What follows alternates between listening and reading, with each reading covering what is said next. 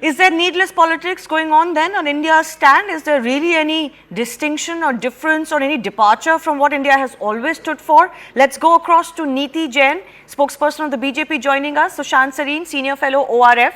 Saira Shah Halim is author and activist, former candidate of the CPIM, and Kapil Madan is political analyst, leans towards the Congress party. Saira, let me begin with you.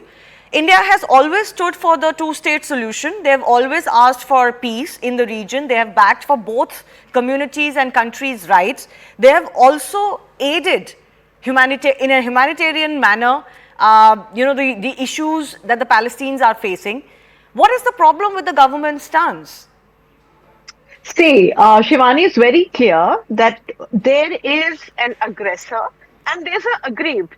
Now, everyone univocally condemns the attacks on Israel. What Hamas did was a complete terrorist attack. Everybody knows that. But you look at the human cost of the conflict. According to the official reports that are being coming out of Palestine, more than 7,000 people have died, and half of them happen to be children.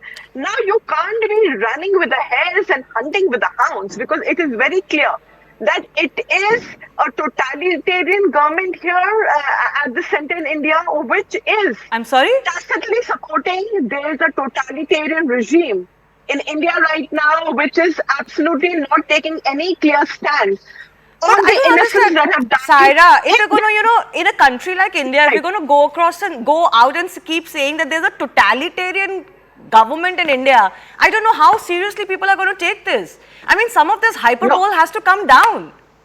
See, Shivani, can we ignore that out of the nearly 7,000 deaths in the post-Hamas attack, half of the casualties happen to be children? The hospitals are being bombed, the schools have been bombed, and here the people of Israel are not with Netanyahu. What are we going to talk about? I'm not asking you that question. I'm not interested in the politics in Israel. Saira, first of all, I should mention that any numbers that are coming out of Palestine need to be taken with a pinch of salt. Fundamentally, they're being governed by Hamas, which is the terror organization, and numbers that are coming out of Palestine cannot be believed at face value without authentication. Let's not forget that whole story about the hospital being bombed turned out to be utter lies, right? But that's not the question I asked you. The question I asked you is, India has always stood with the Palestinian cause. That's our historical position. India has reiterated that position. What is the problem with what the government has done today? Is it supposed to not condemn the terror from Hamas? No. Again, I'm iterating, Shivani, that Palestine is not Hamas and Hamas is not Palestine. Let us be very clear. Okay. If the target is the terrorist, is the terrorism that happened, okay, everyone in the right mind has condemned the terrorist attack. Not everyone. Innocents have died. No, not everyone. Let's come to terms with the reality that we are living in an age where not everyone, even responsible individuals, organizations have not condemned the Hamas terror attack. Not everyone. See, I'll be very clear. I'm iterating, and Shivani, if you'll allow me a minute. We know that India's history with Palestine, they've always stood by the Palestine cause. However, we need to understand that this counter-aggression that is happening on innocents after the Hamas attack needs to be condemned, and it is time that India takes a clear stand on what is happening, because what is happening right now is death of children and innocents, and it's time that we all need to take a very clear stand. Fair enough. So your contention continues to be, I get that. You're saying your contention is that despite everything that India has said, despite everything that India has done for humanitarian aid, even for Palestine and Gaza, it is not enough, and the current Indian government needs to take a more unequivocal stand on the human tragedy and the calamity that has befallen Gaza. I get your point. Let Niti Jain respond to that. Niti Jain, it's been a little bit of a dilly-dallying, confused approach is what the political opponents in India are saying. You've not stood steadfast with the Palestinian cause, and in the aftermath of the October 7 attacks, with the kind of counter-offensive that Israel is mounting, India should also put its weight to maybe ask for a ceasefire, as many are doing, and ask for a little bit of de-escalation in this matter. So, Shivani, first of all, I think this new fashion of responding to facts with emotions is completely beyond my understanding of things.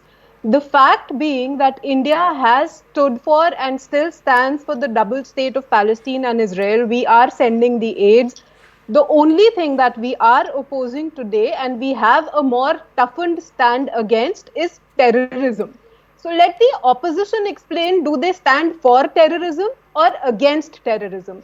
Everything that Sonia ji has written in her op-ed, I think all it does is kind of explains why India was open from 2004 to 14 to an entire terrorism, it was open to terrorists forever. I think that is all that op-ed explains. Whatever is happening in Israel, sorry. Why? Why do you say that?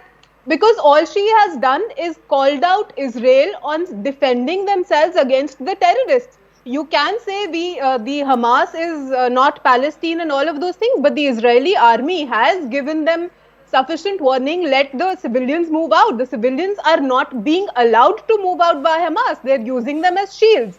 So how is it that Israel does not have the right to defend themselves against such terrorist attacks? And the people who are calling about humanitarian here, just give me 5 seconds.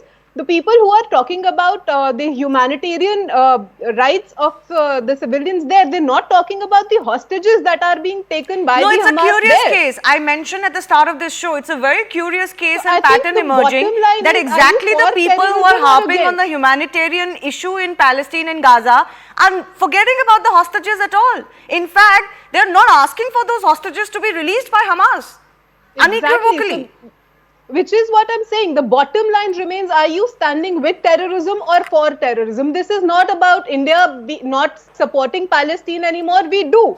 We stand on our historic stand. We are sending aid to Palestine and all of those things. But you cannot blame Israel for standing for their own self-defense. And that is all that India did in UN. They said, mention the Hamas attack, which is also what Canada had asked for that amendment. But that was not mentioned there. So if India is taking a stand against terrorism in our own country, we cannot say हमारे साथ हो तो गलत है, किसी और के साथ हो तो कोई बात नहीं. Right. No, I'll come to that point. I'll come to that point. Why, from an Indian perspective, this is possibly the right moral and ethical stance to take. But give me a second, Saira. I'll give you 30 seconds to respond. You had your hand up. Yeah, so I'm saying, is it justified that one targets the entire Palestinian population for the attack carried out by Hamas on October 7th? Because this is a humanitarian crisis. How is it justified that Hamas attack was not mentioned in UN? On the counter-aggression that is being deployed, and here again I'm iterating that half of the population, half of the casualties happen to be children. We cannot deny the video footage. How is this justified that the Hamas attack on Israel was not mentioned in that agenda? That is all we raise an objection to. No, one second. Please don't bring to that emotional level of things. I am agreeing with you. Nobody is standing for any kind of violence. But the only point at the fact being that if you are not going to condemn Hamas, one by one, Israel for defending themselves. Palestine does we are against terrorism in our country and anywhere that it happens. One second. That is a stand that India has taken. If a terrorist organization... Okay, Saira, I think I got your point. You're saying fundamentally... One second, ladies. One second. Please don't speak over each other, then neither of you is going to be audible. But Saira, I got your point that Hamas has to be distinguished from the Palestinian population, and I don't think anybody disagrees with you on that.